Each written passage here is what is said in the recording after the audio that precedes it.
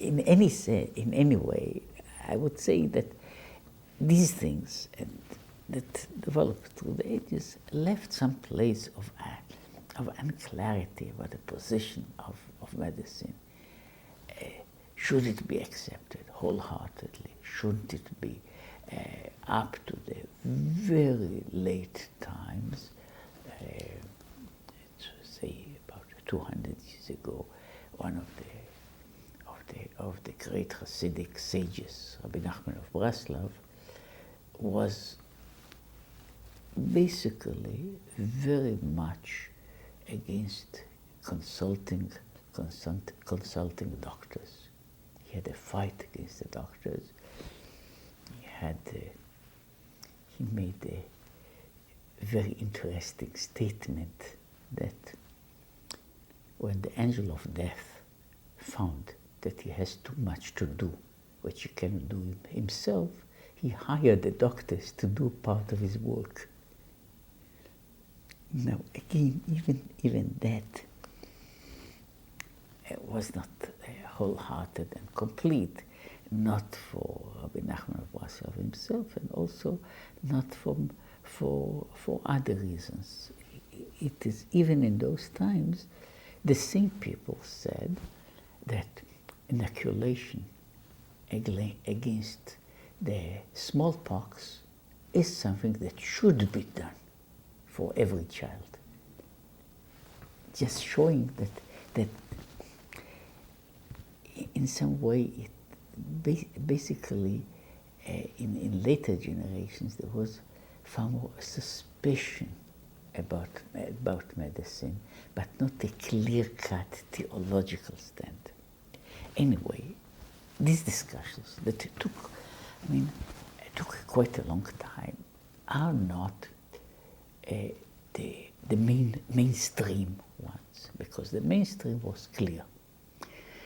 Doctors are allowed, they are permitted to do their jobs in the ways that are within the realm of permissible, but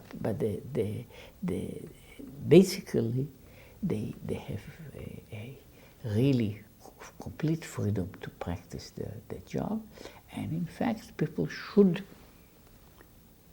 go to them. Again, one of the laws of the Talmud was that a person that has any choice of it should never live in a town that doesn't have a doctor.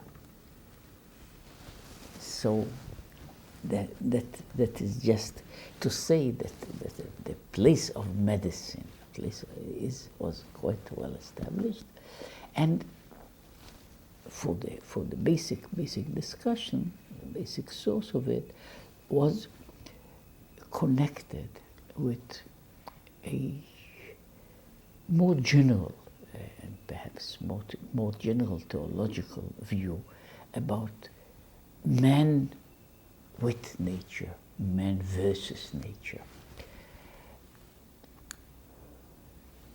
The source, a full source, is found in Midrash Rabbah. It is hinted on about in the Talmud, and that takes place, interesting enough, as a dispute between the Roman proconsul and Rabbi Akiva. And the main question is,